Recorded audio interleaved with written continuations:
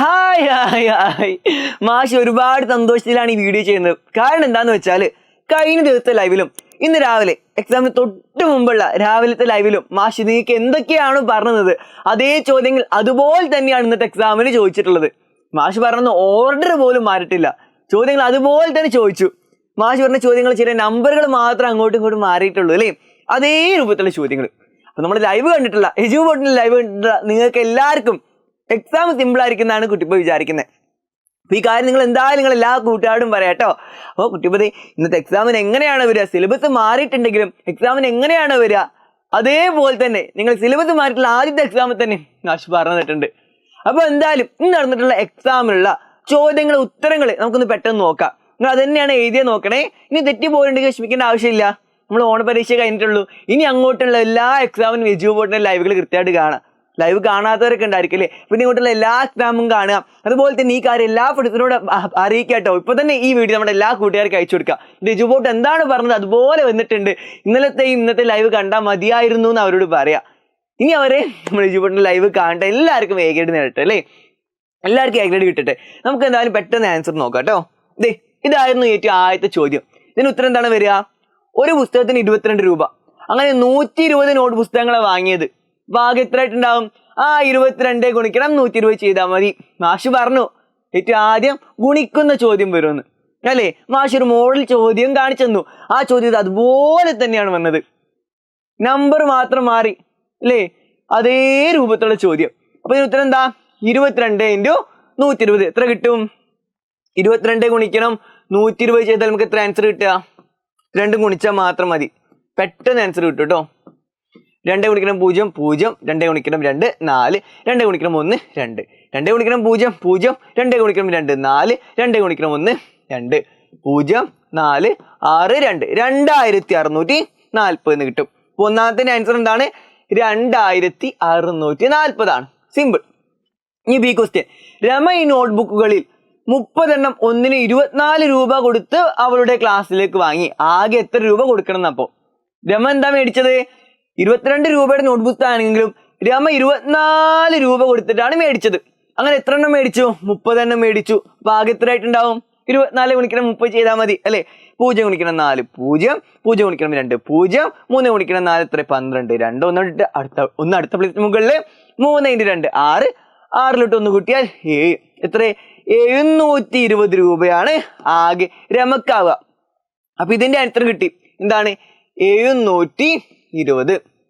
Simple ആയിട്ടുള്ള ചോദ്യങ്ങളാ, നമ്മൾ live കണ്ടവർക്ക് എന്തായാലും സിമ്പിൾ ആയിരിക്കും അല്ലെ. ഇനി അടുത്തത് 30 × 24. ഇതിന് തുല്യമായത് താഴെ കൊടുത്തവയിൽ ഏതാന്നാ ചോദിച്ചത്. 30 ഗുണിക്കണം 24 തുല്യമായതാ ചോദിച്ചത്. ഇതിന് ആൻസർ വരെ അതെ ബി ആണ് കേട്ടോ. ബി ആണ് 30 ഗുണിക്കണം 24 ഈക്വൽ. അപ്പൊ അത് നമുക്ക് കിട്ടി. ഇനി അങ്ങനെയാണെങ്കിൽ അടുത്ത ചോദ്യം കണ്ടോ, നമ്മൾ പറഞ്ഞ അതേ ചോദ്യം. ഞാൻ പറഞ്ഞു റെക്ടാങ്കുലർ ബ്ലോക്ക്, ചതുരക്കട്ട ഏതെങ്കിലും ഒന്ന് വരയ്ക്കാനുള്ള ചോദ്യം ഉണ്ടായിരിക്കുന്നു അല്ലേ. ദേ വന്നിട്ടുണ്ട്. ഇത് ഇതേപോലെ മാഷ് ഇന്ന് രാവിലത്തെ ലൈവിൽ കാണിച്ചു തന്നിട്ടുള്ളതാണ് ഈ ചോദ്യം ഇതേപോലെ. എന്തായാലും ഇതിന് ഉത്തരം എങ്ങനെ ചെയ്യാന്നുള്ള കാര്യം നമ്മൾ പഠിച്ചതാണ്. എങ്ങനെ സ്കെയിലും പിന്നെ അതുപോലെ മട്ടം സെറ്റ് സ്കോറും വെച്ചിട്ടാണ് വരയ്ക്കാനുള്ള കാര്യം മാഷ് പറഞ്ഞു. ആദ്യം റെക്ടാങ്കിൾ വരയ്ക്കുക, പിന്നെ സെറ്റ് സ്കോറിന് ചെറിയ ഭാഗം വെച്ചിട്ട് ഇവിടെ 2 സെന്റിമീറ്റർ പറഞ്ഞത്. അപ്പൊ 2 സെന്റിമീറ്റർ 2 സെന്റിമീറ്റർ 2 സെന്റിമീറ്റർ വരയ്ക്കുക. എന്നിട്ട് എല്ലാം കൂടെ ചേർത്ത് കഴിഞ്ഞാൽ നമുക്ക് റെക്ടാങ്കുലർ ബ്ലോക്ക് കിട്ടും. മാഷ് സിമ്പിളായിട്ട് കൃത്യമായിട്ട് നിങ്ങൾക്ക് ഇന്നലെ രാത്രി ഇന്ന് രാവിലത്തെ ലൈവിൽ ഇത് പറഞ്ഞിട്ടുള്ള. അങ്ങനെയാണെങ്കിൽ അടുത്ത ചോദ്യം 24 ഗുണിക്കണം 15 360 ആണ്. അങ്ങനെയാണെങ്കിൽ താഴെ കൊടുത്തിരിക്കുന്നവ മനക്കണക്കായി കണ്ടുപിടിക്കാനാ പറഞ്ഞത്. ഇത് മനക്കണക്കായിട്ട് ഉത്തരം ചെയ്താൽ ഏറ്റവും ആദ്യത്തെ ഉത്തരം 3600 കിട്ടും, രണ്ടാമത്തത് 375 കിട്ടും, ഇത് 345 കിട്ടും, ഇത് 384 കിട്ടും. അപ്പൊ ഇങ്ങനെ തന്നെയാണ് നിങ്ങൾക്ക് ഉത്തരം കിട്ടിയിട്ടുള്ളത് നോക്കാം കേട്ടോ. പിന്നെ അടുത്തെന്താണ്? 24 ഗുണിക്കണം 15 തുല്യമല്ലാത്തത് താഴെ കൊടുത്തതിൽ ഏതാന്നാ ചോദിച്ചത്. ഓക്കെ, 14 ഗുണിക്കണം 2 എന്താ? 24 ആണ്. ഈ ചോദ്യം ക്ലിയർ ഇല്ലെങ്കിൽ ക്വസ്റ്റ്യൻ പേപ്പർ നിങ്ങളുടെ കയ്യിലുണ്ടായിരിക്കും അല്ലേ. അപ്പൊ ക്വസ്റ്റ്യൻ പേപ്പർ ഒക്കെ എടുത്തിട്ട് നിങ്ങൾ എഴുതിയ ഉത്തരം ശരിയാണോ നോക്കുക. അപ്പൊ 24 ഗുണിക്കണം 15 ആണ്. 12 × 2 × 15. കാരണം എന്താ? 12 ഗുണിക്കണം 2 എന്താ? 24 ആണ്. 24 ഗുണിക്കണം 5 ആയത് അല്ലെ.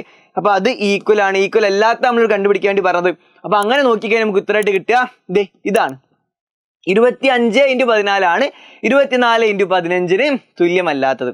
ഓപ്ഷൻ ഡി ആട്ടോ അതിന് ഉത്തരം. അങ്ങനെയാണെങ്കിൽ അടുത്ത ചോദ്യം. ഒരു ടേബിൾ തന്നിട്ടുണ്ട്. ഈ ടേബിളിൽ നിന്ന് 3 ചോദ്യങ്ങൾ തന്നു. ഈ ചോദ്യങ്ങൾക്ക് ഉത്തരം നമ്മൾ എഴുതണം.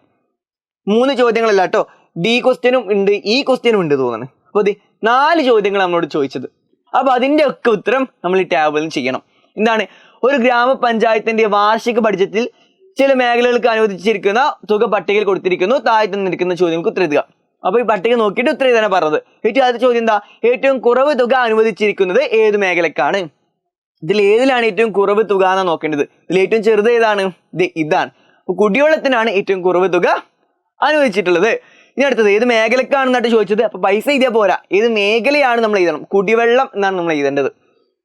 അങ്ങനെയാണെങ്കിൽ ഇത് അടുത്തത്, 1 കോടിയിൽ കൂടുതൽ തുക മാറ്റിവെച്ച മേഖലകൾ ഏതൊക്കെയാണ്? ഇതിൽ ഏതൊക്കെയാണ് 1 കോടിയിൽ കൂടുതൽ ആയിട്ടുള്ളതെന്ന്.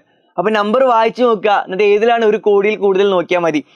ഇതിലുമാണ് 1 കോടിയിൽ കൂടുതലുള്ളത്. കൃഷിക്കും റോഡ് വികസനത്തിനാണ് 1 കോടിയിൽ കൂടുതലുള്ളത്. അപ്പൊ ബിയുടെ ആൻസർ കൃഷി, റോഡ് വികസനം. ഇനി സി, പട്ടികയിൽ 50 ലക്ഷത്തിനും 60 ലക്ഷത്തിനും ഇടയിൽ തുക നീക്കി വെച്ചിട്ടുള്ള മേഖല ഏതാന്ന ചോദ്യം. ഇതിൽ ഏതാണ് 50 ലക്ഷത്തിനും 60 ലക്ഷത്തിനും ഇടയിലുള്ളത്? ഇതാണ്. ഇതെന്താണ്? 58,25,000, 58,25,000. അപ്പൊ 58 ലക്ഷത്തിയാണ്. അതെന്താ? 50ന്റെയും 60ന്റെയും ഇടയിലാണ്. 58, 50, 60ന്റെ ഇടയിലാണ് നമുക്കറിയാം. അപ്പൊ 58 ലക്ഷത്തി. ആരോഗ്യമാണ് 50 ലക്ഷത്തിനും 60 ലക്ഷത്തിനും ഇടയിൽ തുക നീക്കി വെച്ചിട്ടുള്ള മേഖല.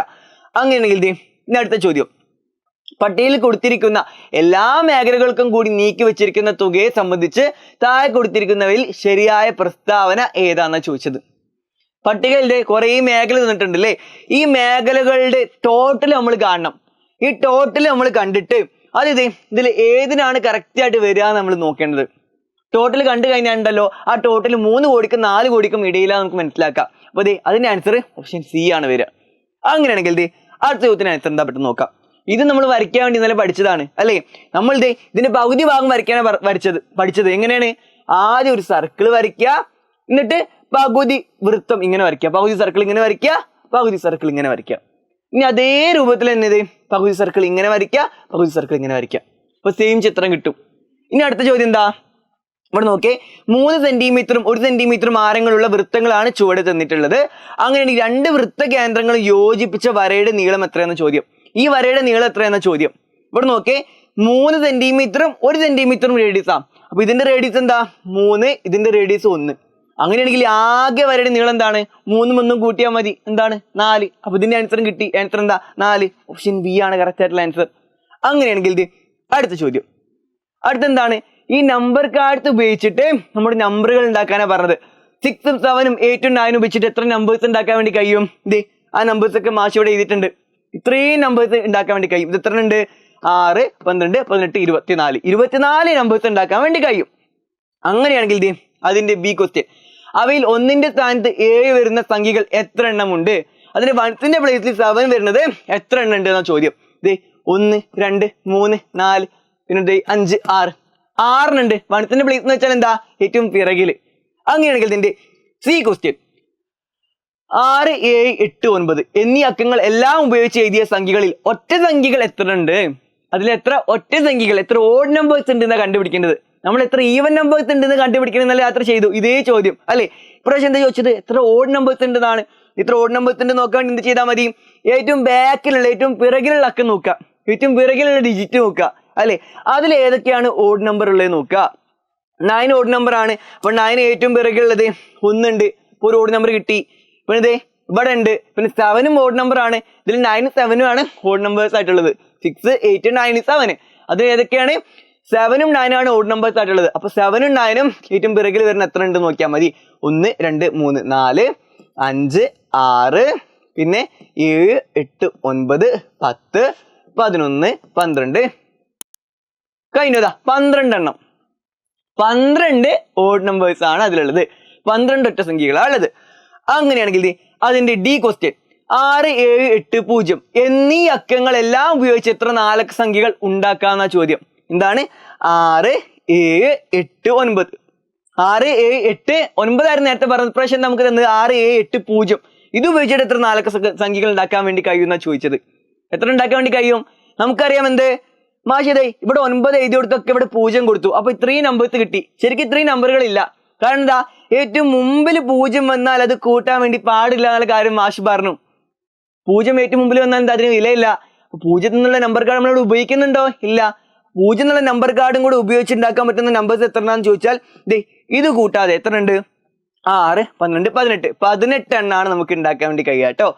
അങ്ങനെയെങ്കിൽ അടുത്ത ചോദ്യം, തന്നിരിക്കുന്ന സൂചനകൾക്കനുസരിച്ച് സംഖ്യ താഴെ കൊടുത്തിരിക്കുന്നവയിൽ നിന്ന് കണ്ടെത്തുക. ഇതിലുള്ള ഓരോ പോയിന്റ്സും വായിച്ചിട്ട് ഇതിൽ ഏതോ നമ്പറിനെ കുറിച്ചാണ് പറയുന്നത്. ആ നമ്പർ ഏതാ നമ്മൾ കണ്ടെത്തണം. ഇവിടെ നോക്കേ, 0, 4, 6, 8, 5 അത് വരുന്ന ഈ അക്കങ്ങളെല്ലാം ഉപയോഗിച്ചിട്ടുള്ള ഒരു നമ്പർ ആണെന്നാ പറഞ്ഞത്. ഇതിൽ 0, 6 പിന്നെന്താണ് 0, 4, 6 0, 4, 6, 8, 5 അത് ഇതിലും ഉപയോഗിച്ചിട്ടുണ്ട്, ഇതിലും ഉപയോഗിച്ചിട്ടുണ്ട്, ഇതിലും ഉപയോഗിച്ചിട്ടുണ്ട്, ഇതിലും ഉപയോഗിച്ചിട്ടുണ്ട്. അപ്പൊ ഇത് 4 വരാൻ വേണ്ടി ചാൻസ് ഉണ്ട്. അപ്പൊ ഒന്നാമത്തെ പോയിന്റ് നമ്മൾ നോക്കി. അപ്പൊ 4 വരാൻ ചാൻസ് ഉണ്ടെന്നാണ് ഒന്നാമത്തെ പോയിന്റ് നോക്കിയപ്പോൾ നമുക്ക് കിട്ടിയത്. ഇനി 40,000-നും 50,000-നും ഇടയിലാവണം. ഇത് 48,000, ഇത് 46,000, ഇത് 46,000. പക്ഷെ ഇത് 86,000 അത് 40,000-നും 50,000-നും ഇടയിലല്ല. അപ്പൊ ഈ ഓപ്ഷൻ അല്ല നമുക്ക് എന്തായാലും മനസ്സിലായി. ഇനി ബാക്കിയുള്ള 3 നോക്കിയാൽ മതി. അപ്പൊ രണ്ടാമത്തെ പോയിന്റ് നമ്മൾ നോക്കി. ഇനി എന്താ, ഒറ്റ സംഖ്യയാണ്, ഓഡ് നമ്പർ ആണെന്ന് പറഞ്ഞിട്ടുണ്ട്. ഓഡ് നമ്പർ ആണോ എന്ന് എങ്ങനെ കാണുക? ഏറ്റവും പിറകിൽ ഓഡ് നമ്പർ വന്നിട്ടുണ്ടോ നോക്കിയാൽ മതി. ഏറ്റവും പിറകിൽ ഓഡ് നമ്പർ ഉണ്ടെങ്കിൽ ആ നമ്പർ മുഴുവൻ ഓഡ് നമ്പർ ആണ്. പക്ഷെ എന്നാലും പറഞ്ഞതാ. അതുപോലെ ഏറ്റവും പിറകിൽ ഈവൻ നമ്പർ ആണെങ്കിൽ ആ നമ്പർ മുഴുവൻ ഈവൻ നമ്പർ ആണ്. ഇതിന് ഏറ്റവും പിറകിൽ 5, ഇതിന് ഏറ്റവും പിറകിൽ 8, ഇതിന് ഏറ്റവും പിറകിൽ 5. 8 ഈവൻ നമ്പർ അല്ല. അപ്പൊ എന്താ, ഈ നമ്പർ മുഴുവൻ ഈവൻ നമ്പർ അല്ല. നമ്പർ മുഴുവൻ ഈവൻ നമ്പർ ആണ്, ഓഡ് നമ്പർ അല്ല. അപ്പൊ ഓഡ് നമ്പർ ആയിട്ടുള്ളത് ഏതാ? ഇതും ഇതും മാത്രമാണ്. അപ്പോ ഈ രണ്ട് ഓപ്ഷൻസ് ഈ പോയിന്റ് കൂടെ നോക്കിയപ്പോ പോയി. ഇനി അടുത്തത്, സംഖ്യയുടെ 100ന്റെ സ്ഥാനത്ത് 0 ആണ്, 100ന്റെ പ്ലേസിൽ 0 എന്നാ പറഞ്ഞത്. ഇതിന്റെ 1, 10, 100 100ന്റെ സ്ഥാനത്ത് 0 ആണ്, ഇതിന്റെ 100ന്റെ സ്ഥാനത്ത് 0 ആണ്. അപ്പൊ ഈ പോയിന്റ് നോക്കിയപ്പോൾ എന്താ, വീണ്ടും 2 എണ്ണം ബാക്കിയുണ്ട്. ഏറ്റവും അവസാനം മധ്യത്തിലെ 3 അക്കങ്ങൾ ചേർത്താൽ കിട്ടുന്ന സംഖ്യ 600-നും 700-നും ഇടയിലാണ്. നടുവിൽ 3 നമ്പർ ഉണ്ടല്ലോ. ഇതിന്റെ ഏറ്റവും മുമ്പിൽ 4, ഏറ്റവും പിറകിൽ 5, ഇതിന്റെ ഏറ്റവും മുമ്പിൽ 4, ഏറ്റവും ബാക്കിൽ 5. പക്ഷെ നടുവിൽ 3 നമ്പേഴ്സ് ഉണ്ട്. എന്താണ്? 806 ആണ് ഇതിന്റെ നടുവിലുള്ളത്. ഇതിന്റെ നടുവിൽ 608 ആണത്. ഇതിൽ ഏതാണ് എന്തിന്റെ ഇടയില്? 600-നും 700-നും ഇടയില്. ഇതാണ് 600-നും 700-നും ഇടയിൽ. ഇതെന്താ? 608 ആണ്. അപ്പൊ ഓപ്ഷൻ ഡി ആണ് കറക്റ്റ് ആയിട്ടുള്ള ആൻസർ. ഇതും കട്ടായി. ഇതിന്റെ ആൻസർ എന്താണ്? Option D. അങ്ങനെയാണെങ്കിൽ ഏറ്റവും ലാസ്റ്റത്തെ പ്രവർത്തനം കേട്ടോ, ഏറ്റവും അവസാനത്തെ പ്രവർത്തനം എന്താണ്? ഒരു സ്കൂളിൽ 1775 വിദ്യാർത്ഥികളുണ്ട്. പ്രവേശനോത്സവത്തിന് എല്ലാ കുട്ടികൾക്കും ലഡു വിതരണം ചെയ്യാൻ തീരുമാനിച്ചു. അങ്ങനെ ഒന്നാമത്തെ ചോദ്യം, 25 ലഡു വീതമുള്ള പാക്കറ്റുകളാണ് വാങ്ങിയതെങ്കിൽ ആകെ പാക്കറ്റുകളുടെ എണ്ണം എത്ര എന്ന ചോദ്യം. അതായത് 1775-നെ 25 ആയിട്ട് വീതിച്ചാൽ, ഇതേ ചോദ്യം നമ്മൾ കഴിഞ്ഞ ദിവസം ചെയ്തതാ. അപ്പൊ 1775-നെ 25 കൊണ്ട് ഒരുപാട് നമുക്ക് എത്ര ആൻസർ കിട്ടുക? നമുക്ക് 71 ആൻസർ കിട്ടും. ഇനി ബി ക്വസ്റ്റ്യൻ, അതിഥികൾക്ക് കൊടുക്കാൻ 225 ലഡു കൂടി വാങ്ങി. അപ്പൊ 15 എണ്ണം വീതമുള്ള പാക്കറ്റുകൾ ആയാണ് രണ്ടാമത് വാങ്ങിയത്. അപ്പൊ 225 എണ്ണം 15 എണ്ണം 15 എണ്ണം 15 എണ്ണമായിട്ട് വീതിച്ചാൽ ഓരോന്ന് എത്ര ഉണ്ടാവും? 225 ഡിവൈഡ് ബൈ 15 ചെയ്താൽ മതി. നമുക്ക് ആൻസർ 15 തന്നെ കിട്ടും. 225 ഡിവൈഡ് ബൈ 15 ചെയ്താൽ 15 ആൻസർ ആയിട്ട് കിട്ടും. ഇനി ലാസ്റ്റ് ചോദ്യം, 20 ഡിവൈഡ് ബൈ 5 4 ആണെങ്കിൽ 2000 ഡിവൈഡ് ബൈ 5-ന് തുല്യമായത് എഴുതുന്ന ചോദ്യം. 20-ന് 5 കൊണ്ട് ഡിവൈഡ് ചെയ്തപ്പോൾ 4 കിട്ടും. അങ്ങനെയാണെങ്കിൽ 2000-ന്റെ പ്രത്യേകത എന്താ? 20-ന്റെ ബാക്കിൽ 2 0 കൂടെ ഉണ്ട്. അപ്പൊ ഉത്തരത്തിന്റെ ബാക്കിൽ 2 0 ഉണ്ടായിരിക്കും. ഇവിടെ ഉത്തരം എന്താ? 4 ആണ്. അപ്പൊ ഇതിന്റെ ഉത്തരം 400 ആണ് വരിക. അപ്പൊ ഇതിൽ ഏതാണ് 400 ഉത്തരമായിട്ട് വരുന്നത്? ഓപ്ഷൻ സി ആണ് ആൻസർ. അപ്പൊ ഇതുപോലെ സിമ്പിൾ ആയിട്ട് ചെയ്യാൻ പറ്റിയ ചോദ്യങ്ങളാണ് വന്നത്. കാരണം നമ്മൾ കഴിഞ്ഞ ദിവസം പറഞ്ഞിട്ടുള്ള അതേ ചോദ്യങ്ങളാണ് വന്നത്. അപ്പൊ കഴിഞ്ഞ ദിവസത്തെയും ഇന്ന് രാവിലത്തെ ലൈവും കണ്ടവർക്ക് എക്സാം സിമ്പിൾ ആണെന്ന് മാഷ് വിചാരിക്കുന്നത്. അപ്പൊ അതേപോലുള്ള ചോദ്യങ്ങൾ വന്നിട്ടുണ്ട് എന്നുള്ള കാര്യം അറിയുന്നവർ കമന്റ് സെക്ഷനിൽ ഇടുക. അതുപോലെ ലൈവുകൾ നിങ്ങൾക്ക് ഹെൽപ്ഫുൾ ആയിട്ടുണ്ടെങ്കിൽ ആ കാര്യം കമന്റ് ബോക്സിൽ അറിയിക്കുക കേട്ടോ. അപ്പൊ നമുക്ക് എന്തായാലും ഇനി അങ്ങോട്ടുള്ള ലൈവിലൊക്കെ ആയിട്ട് കാണണം. ഇതുപോലെ എക്സാമിന് വരുന്ന അതേ രൂപത്തിലുള്ള ചോദ്യങ്ങൾ സിലബസ് മാറിയിട്ടുണ്ടെങ്കിൽ നിങ്ങൾക്ക് പറഞ്ഞുതരും നമ്മൾ ഓരോ ടീച്ചർമാരും. നമുക്ക് എന്തായാലും ഈ വീഡിയോസിലും അങ്ങോട്ടുള്ള ലൈവിലൊക്കെ ആയിട്ട് കാണാം കേട്ടോ. Bye bye.